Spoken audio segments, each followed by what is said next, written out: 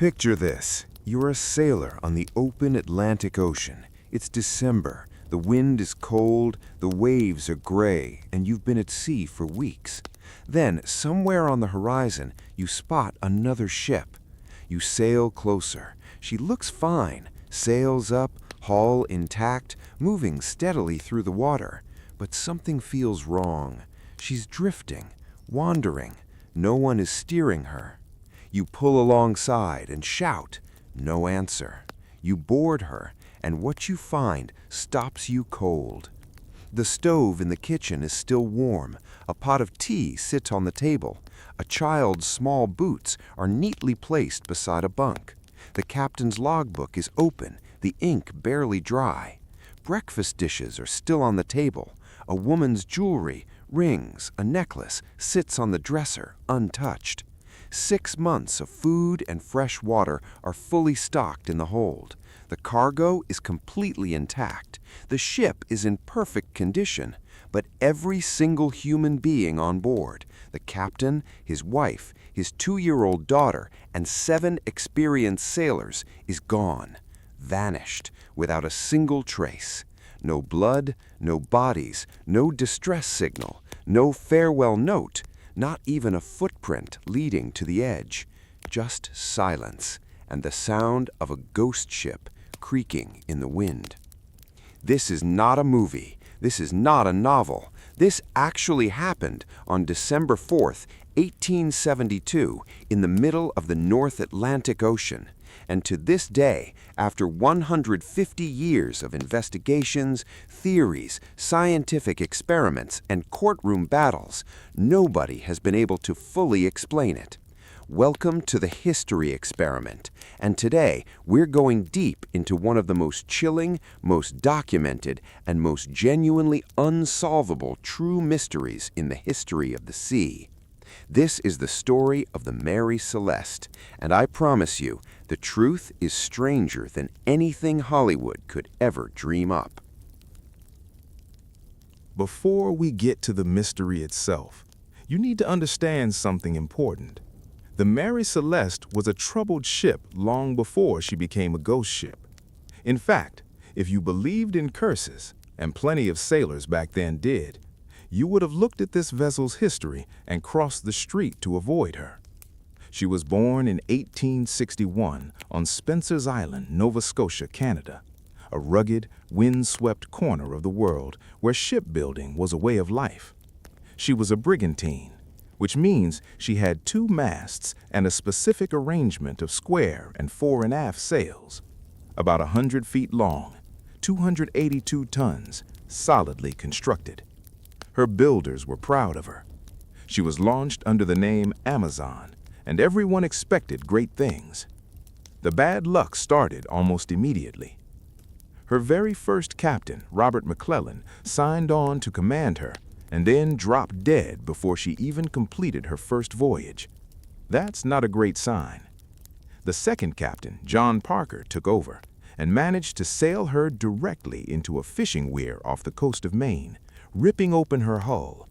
She barely made it back to port. On her second voyage, the Amazon collided with another ship in the crowded Strait of Dover between England and France. The other ship was badly damaged and sank. The Amazon limped away, wounded but alive. She was repaired and sent out again. Then she got caught in a North Atlantic storm and was wrecked on Cape Breton Island, salvaged, repaired, sent out again.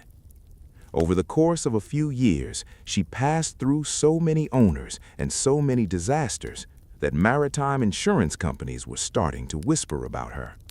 She was that kind of ship, the one that always came back, but always came back broken. In 1869, she was wrecked again, this time at Glace Bay in Nova Scotia. This time, an American salvager named Richard Haynes bought her cheap, patched her up, and sailed her to New York. There, she was re-registered under American law and renamed. She became the Mary Celeste. Now, historians actually disagree about where that name came from. Some believe it was intentional, a fresh start, a new identity, a way to shake the dark cloud that seemed to follow the old name Amazon. Others believe it was a simple clerical mistake, that the intended name was Mary Celeste, after the wife of one of the new investors, and that a distracted port official wrote down what he heard rather than what was meant. We'll never know for certain, but here's what we do know. The name change didn't change the luck. It just gave the bad luck a new name to attach itself to. The Mary Celeste was now sailing into the last chapter of her story, and it would be a chapter that the world would never forget. If you were going to pick someone to captain a ship across the North Atlantic in 1872, Benjamin Spooner Briggs would be exactly the kind of man you'd want. He was born on April 24, 1835, in Wareham, Massachusetts, a small coastal town south of Boston where the ocean wasn't just scenery, it was life. His father was a ship captain. His brothers were ship captains. Benjamin grew up learning the sea the way other kids learn to ride bicycles. By the time he was an adult, the ocean was as familiar as his own living room. By 1872, Briggs was 37 years old. He had been a captain for over a decade. He was respected throughout the New England maritime community as someone who ran a tight, fair ship, disciplined but not cruel, demanding but not unreasonable. He was also deeply religious, a devout Congregationalist who took his faith seriously. He was so committed to his values that he actually refused to carry alcohol as cargo on moral grounds, which makes the cargo on this particular voyage a darkly ironic twist that we'll get to shortly. His crew liked him. His employers trusted him. His character was, by every account, impeccable. But what makes Captain Briggs truly heartbreaking, what transforms him from a historical figure into a flesh and blood human being you genuinely feel for, is what he chose to bring on this voyage: his wife. Sarah Elizabeth Briggs was 30 years old, sharp, warm, adventurous, and deeply in love with both her husband and the sea. She had sailed with Benjamin before. She wasn't afraid of ocean crossings. She packed her violin for the journey and wrote cheerful letters home to her mother-in-law, describing how comfortable their cabin was, how much she was looking forward to the voyage. And their daughter, Sophia Matilda Briggs, 2 years old enough to toddle around the cabin, old enough to have a pair of small boots, old enough to be loved fiercely by both parents.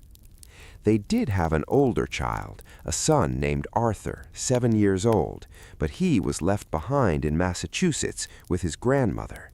Benjamin and Sarah made that choice deliberately. They wanted Arthur to continue his schooling. They probably told themselves the voyage was safe, routine, nothing to worry about, a simple cargo run to Italy.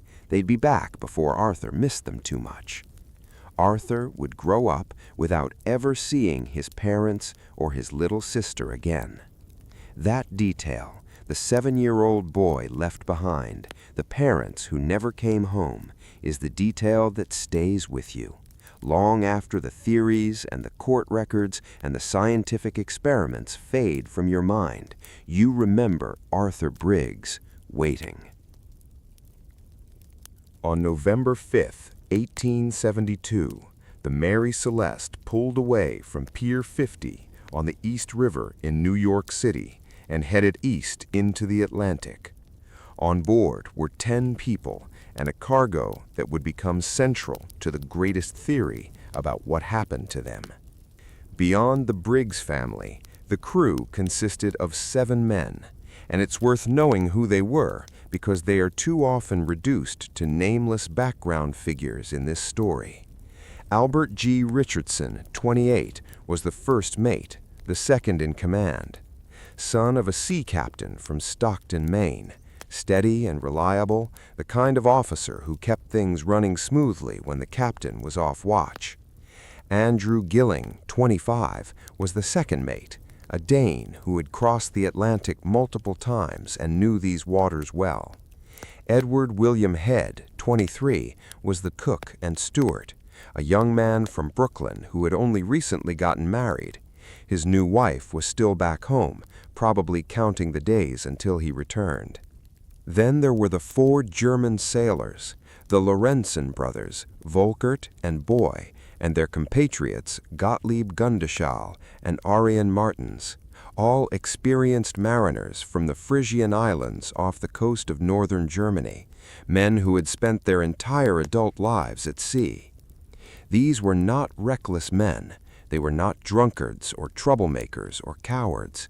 They were professionals, the kind of crew that any captain would be grateful to have. And their cargo was 1,701 barrels of commercial-grade grain alcohol, crude industrial alcohol, not drinking spirits, bound for Genoa, Italy, where it was to be used to fortify Italian wines. The cargo was insured for approximately $35,000, which in 1872 was a very significant sum of money. Now, pay attention to those barrels. Remember them, because they are almost certainly the key to everything. The first week of the voyage went reasonably well. Briggs noted some rough weather in his log, but nothing alarming. The Mary Celeste was a solid vessel. The crew was experienced. There was no obvious reason for concern. And then, somewhere in the Atlantic, something happened. Something that cleared every single person off that ship in minutes. December 4th, 1872. The North Atlantic, approximately 400 miles east of the Azores Islands.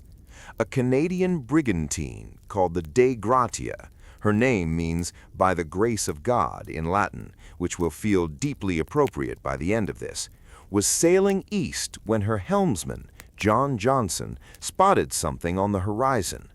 Another ship, moving strangely.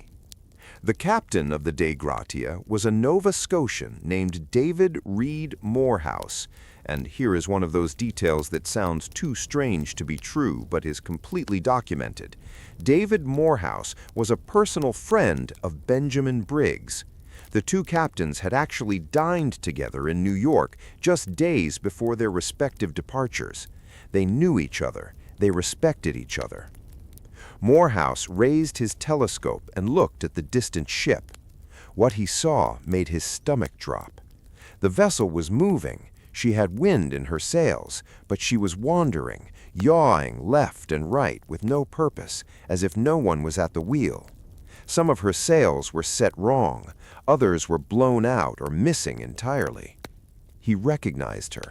It was the Mary Celeste. He sent his first mate, Oliver Deveau, over in a longboat with 2 crewmen to investigate. And what Deveau found when he climbed aboard that ship is one of the most haunting scenes in maritime history. The ship was in decent condition. The hull was sound. There was about 3.5 feet of water in the hold, which sounds alarming but is actually not dangerous for a vessel this size. Some of the rigging was damaged, probably by storms, but the Mary Celeste was fundamentally seaworthy. She could have kept sailing for weeks. But she was completely, utterly empty. No crew, no captain, no Sarah Briggs, no little Sophia. The ship's single lifeboat, a small yawl that had been lashed to the main hatch, was gone. Deveau searched the vessel from bow to stern.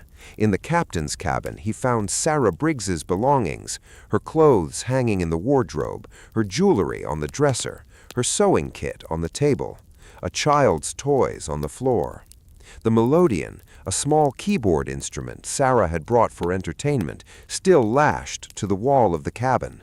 These were not the possessions of people who had planned to leave. These were the possessions of people who had left in a screaming hurry. The galley, the ship's kitchen, was tidy. The food stores were well stocked. 6 months of provisions remained untouched. The navigation equipment told an interesting story. The ship's compass had been damaged. The sextant and the marine chronometer, the precision instruments needed to determine your position at sea, were missing. Someone had taken them.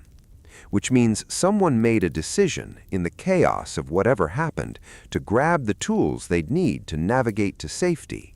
This was not mindless panic. There was a plan, or at least the beginning of one.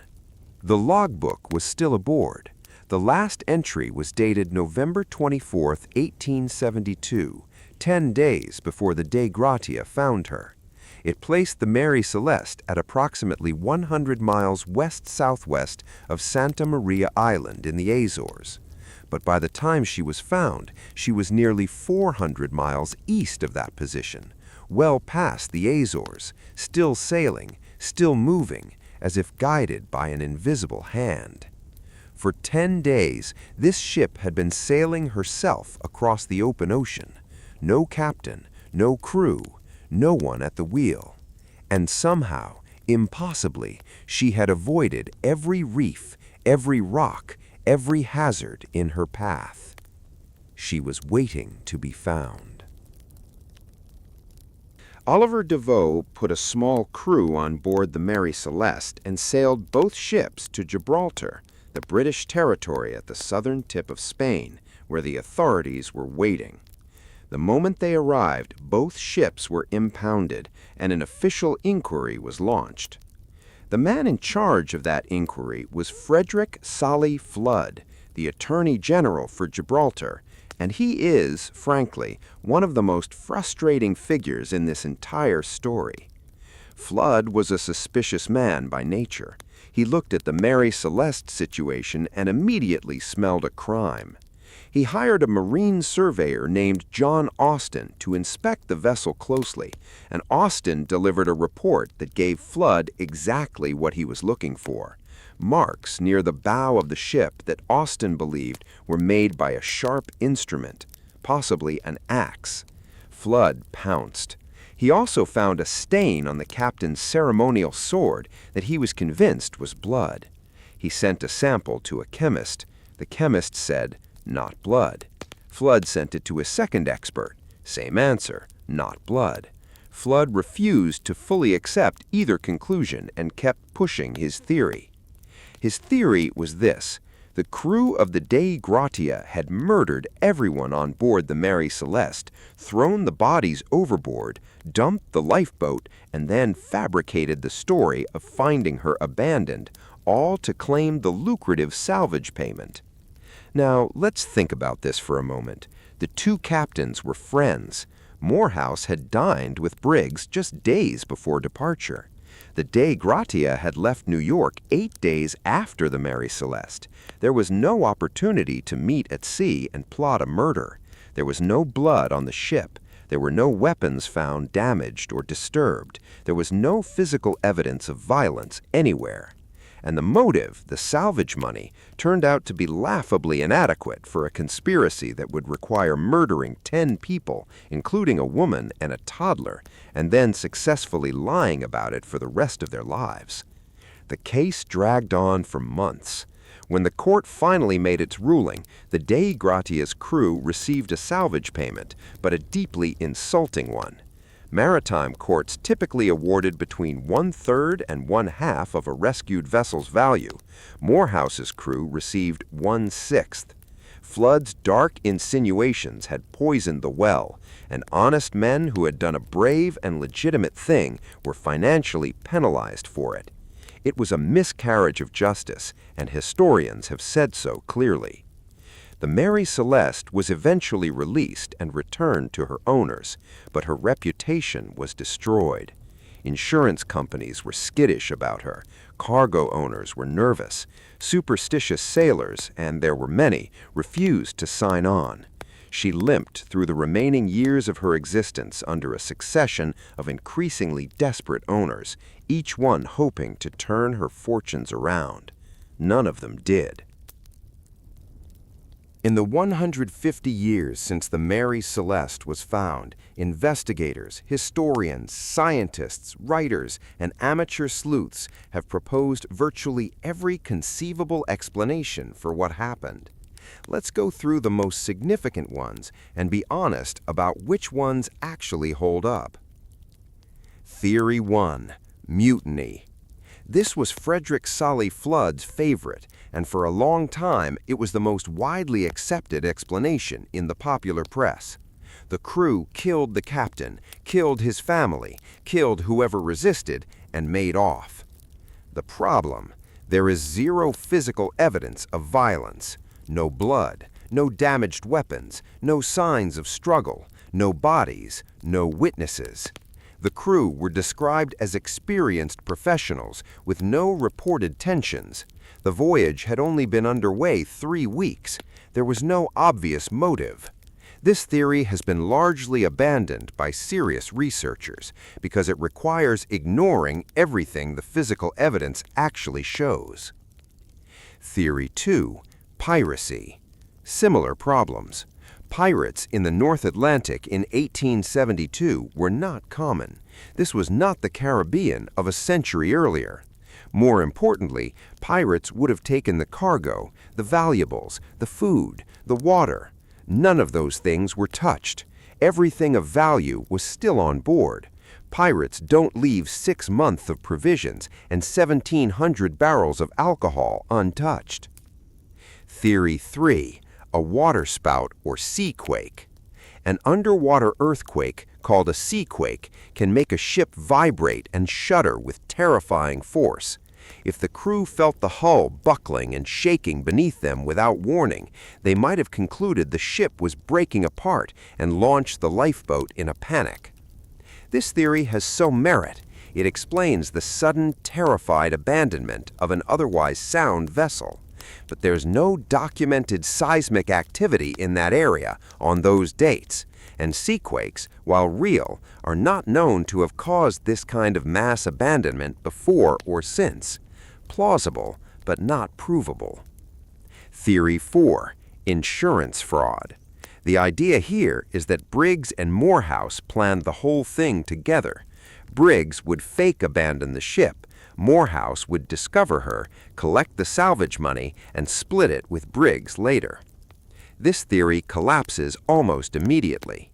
The salvage payment was tiny, 1/6 of the vessel's value, thanks to Flood's interference. Briggs would have had to abandon his wife and daughter, or worse. No evidence of Briggs ever reappearing anywhere with a new identity has ever surfaced, and the financial motive simply doesn't work. The numbers don't add up to a scheme worth risking your life, your freedom, and your family for.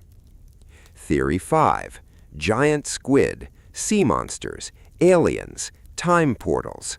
These have all been proposed, mostly by people who value atmosphere over evidence. No.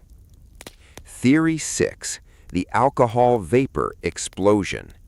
This is the one that serious maritime historians and scientists currently find most convincing, and when you understand the specifics, it's not hard to see why. Remember those 1,701 barrels of commercial grain alcohol? Here's the detail that changes everything. They were made of red oak. Red oak is a porous wood. It's not ideal for containing alcohol. White oak is the standard material for spirit barrels precisely because it's much less porous. And when investigators eventually examined the cargo hold thoroughly, they found that 9 of the 1,701 barrels were completely empty, not cracked, not broken, simply empty, as if their contents had slowly seeped and evaporated through the porous wood over the course of the 3-week voyage. Alcohol vapor is heavier than air.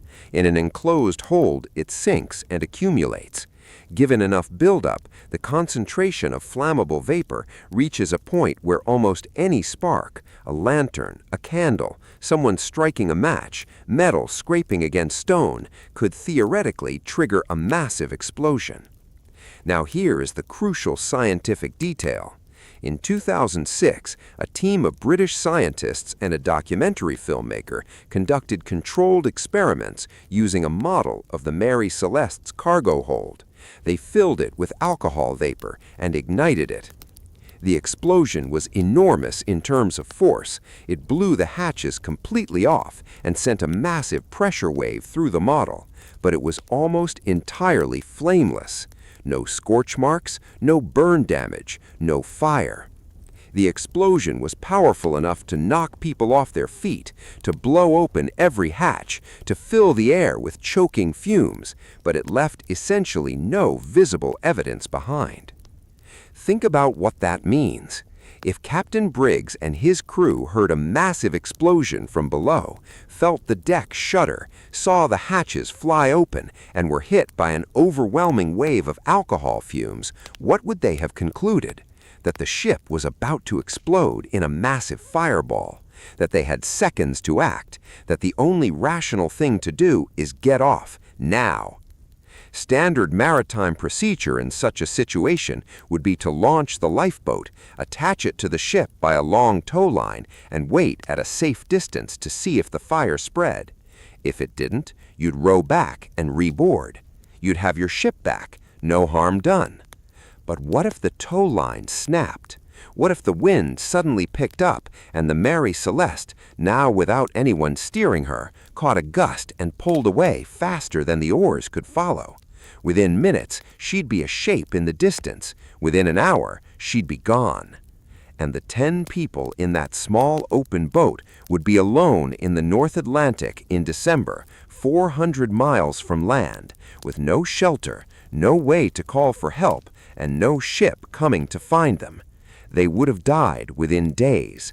Exposure, hypothermia, dehydration. The North Atlantic in December is not the place where an open boat survives for long. Their bodies would have sunk without a trace. The lifeboat itself, a small wooden yawl, would eventually have broken apart and disappeared. The Mary Celeste, free of them, sails east on the wind for 10 days until a friendly captain spots her and wonders why she's wandering. This theory fits every single piece of physical evidence.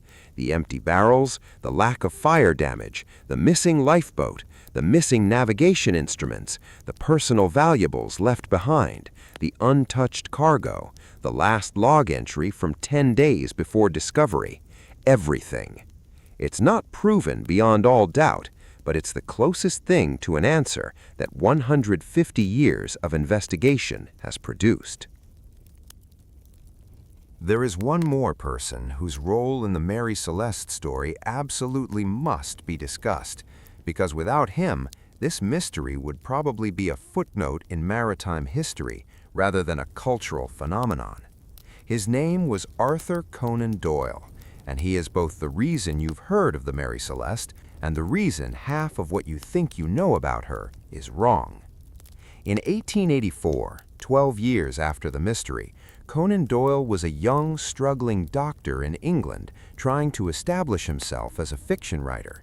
He had not yet created Sherlock Holmes. He was hungry for success and looking for a compelling story to tell. He found it in the Mary Celeste. He wrote a short story called J. Habakkuk Jeffson's Statement and published it in Cornhill magazine. He changed the ship's name slightly, calling her the Mary Celeste, perhaps to create plausible deniability, and he told the story in the form of a first-person account from a survivor in such a realistic journalistic style that many readers believed it was true. In Doyle's version, the ship was seized by a vengeful black American man driven by racial hatred toward white people, who led a band of followers on a murderous takeover of the vessel. It was a story deeply of its Victorian era, sensationalist, racially charged, and utterly fabricated. But here's where it gets truly consequential for the historical record. Doyle invented details that had nothing to do with the actual case. In his story, the ship was found with food still hot on the stove, a pipe still smoking, a half-eaten breakfast on the table, as if everyone had simply stood up and walked away mid-meal. None of this appeared in the actual salvage report. Oliver Deveau never described hot food or a smoking pipe. These details came entirely from Doyle's imagination. And yet, these fictional details became the most famous and most frequently repeated facts about the Mary Celeste. Right now, in 2024, if you Google the mystery, you will find countless articles describing the hot breakfast and the smoking pipe as if they were historical record. They are not. They never were. They are fiction. Frederick Solly Flood, the Gibraltar Attorney General who had actually investigated the real case, was so angered by Doyle's story that he issued an angry public statement denouncing it as fabrication. His denunciation backfired magnificently, drawing even more attention to the story and convincing some readers that the authorities were trying to suppress the truth. Conan Doyle would go on to create Sherlock Holmes, to become one of the most famous writers in the world, and to spend his later years passionately believing in fairies and communicating with the dead at seances. The Mary Celeste story fits perfectly with his lifelong fascination with the inexplicable. It is one of history's great ironies. The man who created the ultimate rational detective, a man of pure logic who solved every mystery through careful observation, was also the man most responsible for permanently obscuring the truth of one of history's most famous mysteries. We talk so much about the mystery of the Mary Celeste that we sometimes forget to talk about the people. Benjamin Briggs was 37 years old.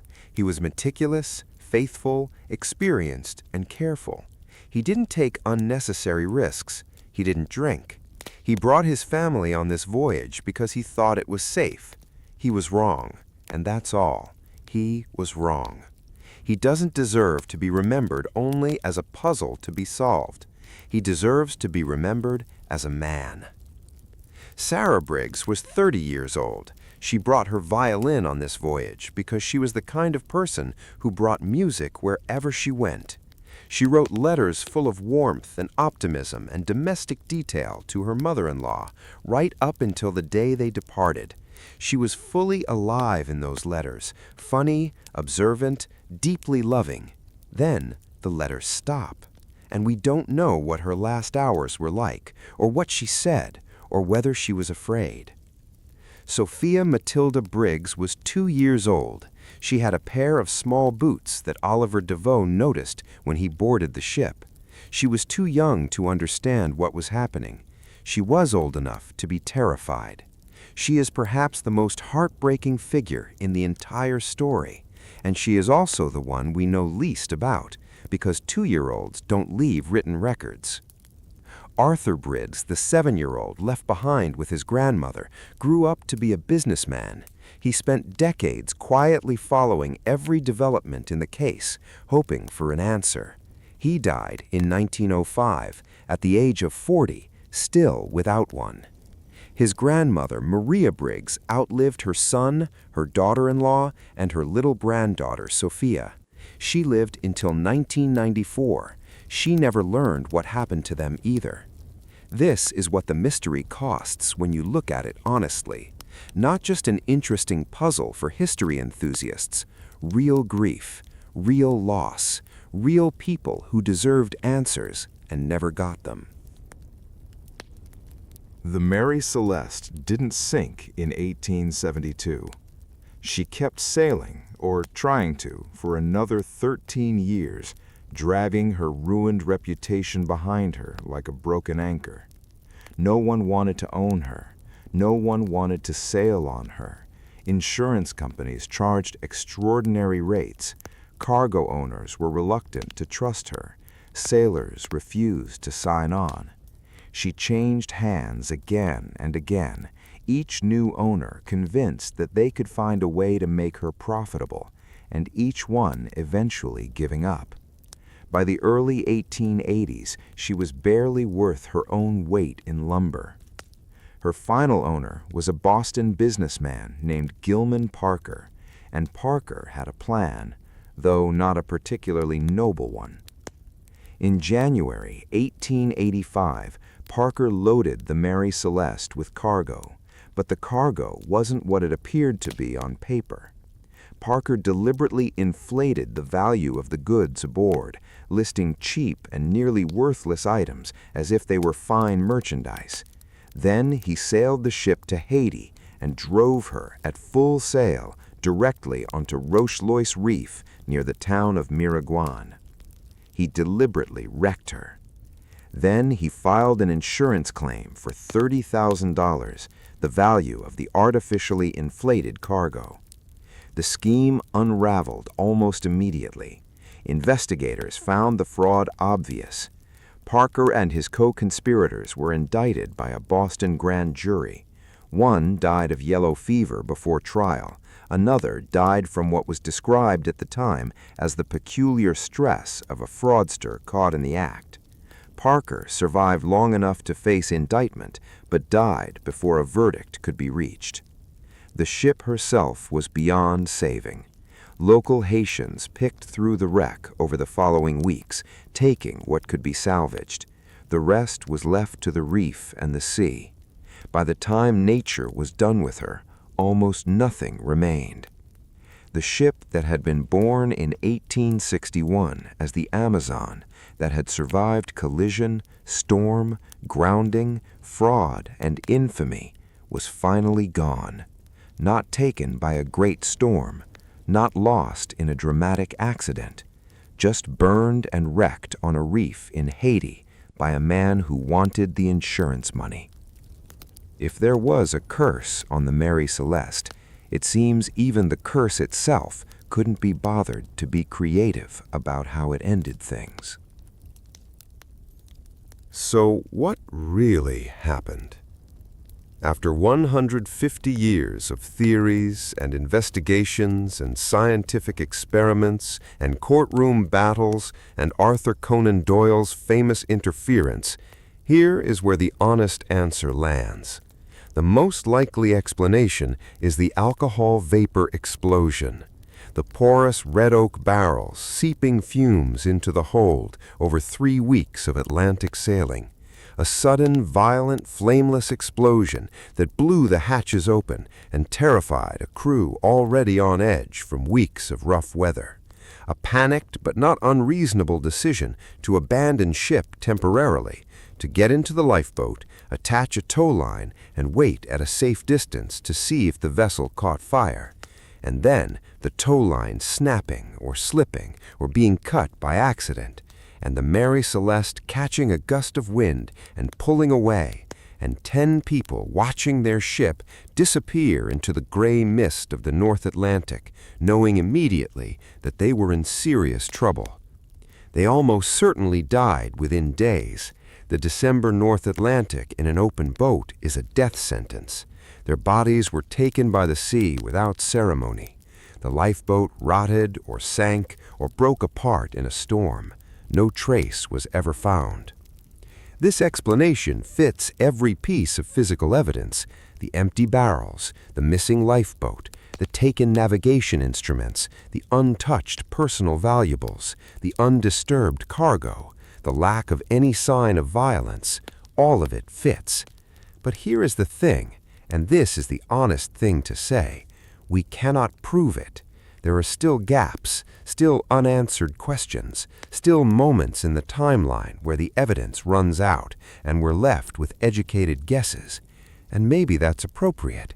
Maybe the Mary Celeste was always meant to be a story without a final answer, a reminder that the world is bigger and stranger and less controllable than we like to pretend, that 10 perfectly ordinary people, a captain, his wife, their baby daughter, and 7 experienced sailors leave New York on a gray November morning with ordinary hopes and ordinary plans, and be swallowed so completely by the sea that not even the most determined investigators in the world can fully account for what happened to them. The sea keeps its secrets. It always has. And the Mary Celeste is proof that sometimes, no matter how hard we look, some secrets stay kept. If this story grabbed you, if you found yourself genuinely unsettled by those empty boots on the cabin floor, by the violin that was never played again, by Arthur Briggs growing up alone in Massachusetts without ever knowing what happened to his family, then you already understand why the Mary Celeste has haunted people for 150 years. Because it's not really a story about a ship, it's a story about the limits of what we can know, about how quickly everything familiar can disappear, about how the ocean, which we've been crossing for thousands of years, which we've mapped and charted and navigated with extraordinary precision, can still, when it wants to, take 10 people and leave absolutely nothing behind. That's what great history does. It doesn't just teach you facts, it puts you in the lifeboat. It makes you feel the cold. It makes you look back at the ship that's disappearing into the mist and understand in your gut what it means to be truly alone. If you want more stories like this, true stories, strange stories, the kind of history that keeps you up at night in the best possible way, make sure you're subscribed. Hit the notification bell so you don't miss what's coming next. Because trust me, the Mary Celeste is just the beginning.